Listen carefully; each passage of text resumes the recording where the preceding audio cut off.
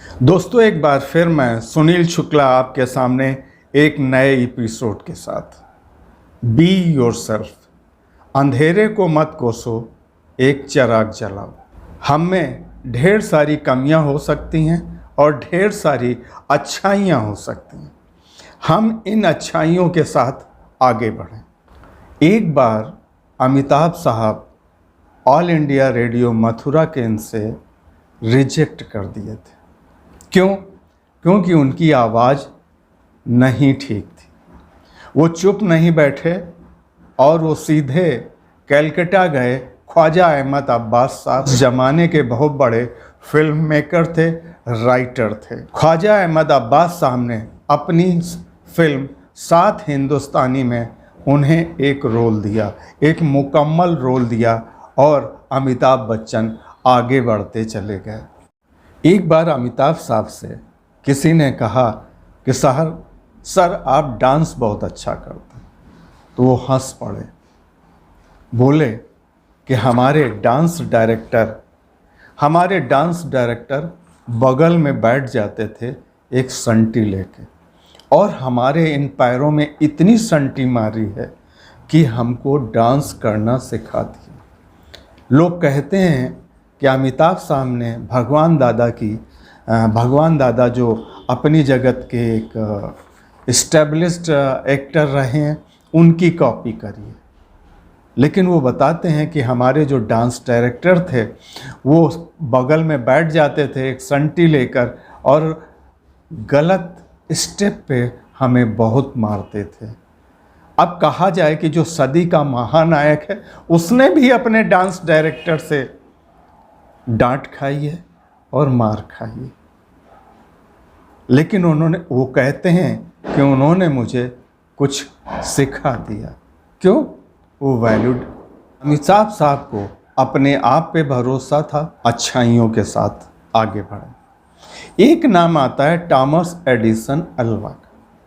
जब वो छोटे थे, अपने स्कूल जाते थे, तो एक दिन उनकी माँ को एक पत्र मिला एडिशन की टीचर का।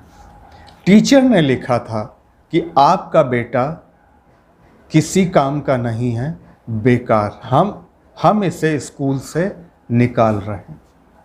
माँ रो पड़ी। इस पर एडिसन ने पूछा कि माँ इसमें क्या लिखा है? माँ ने जवाब दिया, टीचर ने लिखा है तू दुनिया का जीनियस है। माँ की डेथ हो गई। एक बार एक संदूक पलट रहे थे, एक बक्सा पलट रहे थे एडिशन। उसमें ढेर सारे पत्रों के साथ वो भी पत्र मिला जिसमें उनकी टीचर ने कुछ उनके लिए लिखा था। जब वही शब्द उन्होंने पढ़े कि आपका बेटा बेकार है, किसी काम का नहीं है, हम उसे स्कूल से निकाल रहे हैं, वो खुद रो पड़े और कहा कि माँ तूने मुझे जीनियस बना दिया, दुनिया का सबसे बड़ा जीनियस बना दिया। और एडिसन साहब हजारों पेटेंट के लिए जाने जाते हैं।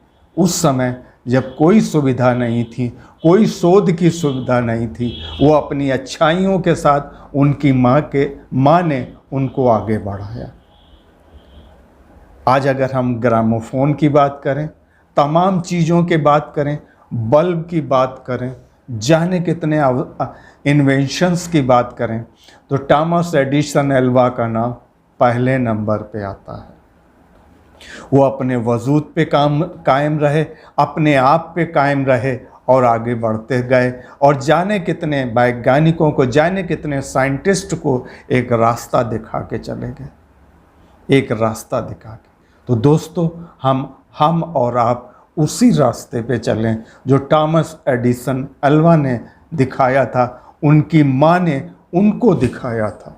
पहला वसूल है बी ऑनेस्ट टू योरसेल्फ। अपने हेल्थ के प्रति, अपने हाइजीन के प्रति, अपने करियर के प्रति और अपने फ्यूचर के प्रति हमेशा आप ऑनेस्ट रहिए।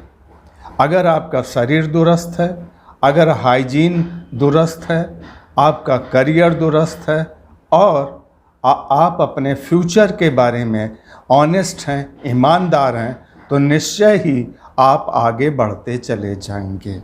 आप अपने दिल की सुने, ये दिल भी कुछ कहता है, इस पर विश्वास करें। ये दिल भी कुछ कहता है, इस पर विश्वास दें। कुछ भी करो, दिल से करो। तीसरा फलसफा है जिंदगी का, क्लोज टू नेचर। हमने कोरोना के आसपास देखा कि हमारे पास ऑक्सीजन नहीं थी। हमने पेड़ पौधे तो लगाए नहीं, काट डाले, वातावरण में ऑक्सीजन नहीं थी और हर अस्पताल, हर जगह ऑक्सीजन का टोटा था।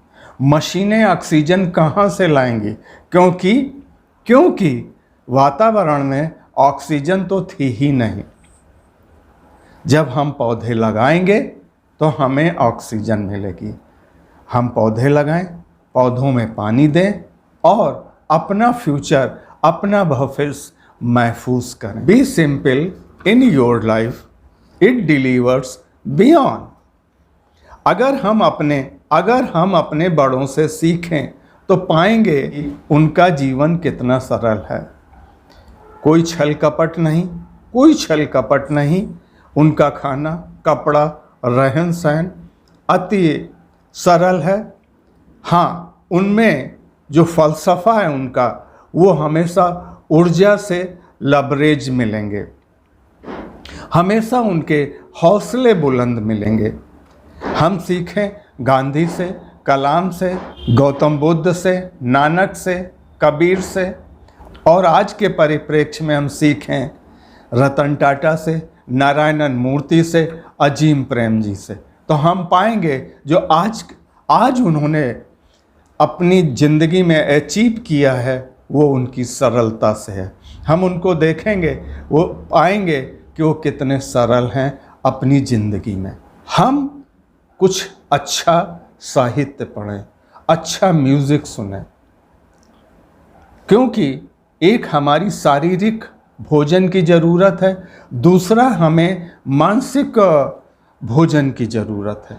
अगर अच्छा साहित्य पढ़ेंगे, अच्छा संगीत सुनेंगे तो हमारी दिशा तय होगी आने वाले कल की। और यही सब, अच्छा साहित्य, अच्छा म्यूज़िक, अच्छा संगीत हमारी दिशा और सोच तय करता है। अगला पड़ाव है इंस्पायर योरसेल्फ।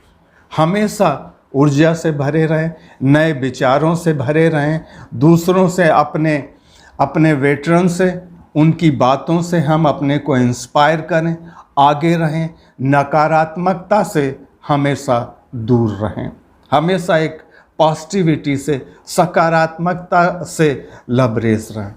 हाँ दोस्तों, वैल्यू ड्रिवन, हम दुनियादारी छोड़कर हम अपने मूल्यों से जुड़ें।